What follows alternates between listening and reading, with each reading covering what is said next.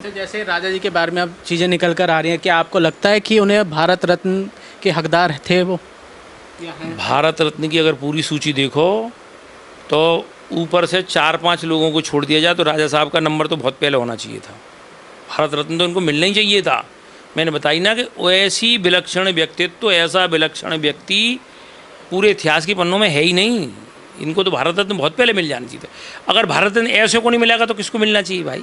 जिन्होंने अपना सब कुछ त्याग दिया, सब कुछ दान कर दिया, जो केवल इस देश के उन्नति के लिए ही जो अपने को समर्पित कर दिया, भिखारी का जीवन जी लिया, सारा राजपाट छोड़ दिया। बिल्कुल कहने मैंने एक लाइन लिखी भी थी इसमें कि रंक से राजा तो बहुत बने इतिहास में, राजा से रंक राजा महेंद्र प्रताप बने। अच्छा, मेरा शर्मा जी आखिरी सवाल ये है कि आपको क्या लगता है कि जो राजा जी के उसूल थे, जो आदर्श थे, जो वो हमें इतिहास में दे गए, क्या पॉलिटिकल पार्टीज़ को चाहे वो हमारा देश के नागरिक हों, उनके उसूलों को उतारना चाहिए या सिर्फ उनकी जात पहचान के और सिर्फ इलेक्शन पर्पस के लिए उसका यूज़ करना चाहिए? नहीं, बिल्कुल उतारने चाहिए और बहुत आवश्यक हैं वो।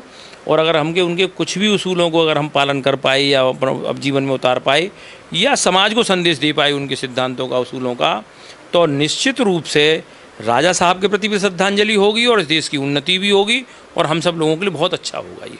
क्योंकि जिस सामाजिक समरसता की आज सबसे ज़्यादा आवश्यकता है उसको 1912 में उन्होंने उसकी शुरुआत कर दी। टमटा जाति की व्यक्ति के साथ भोजन किया उन्होंने 1912 में, फिर उन्होंने एक हरिजन के साथ बैठ के आगरा में भोजन किया और वो पुराणपंथी एक मतलब पौराणिक स्थल वृंदावन के निवासी थे। बड़ा विरोध हुआ उनका, लेकिन उन्होंने उस विरोध को दरकिनार कर दिया।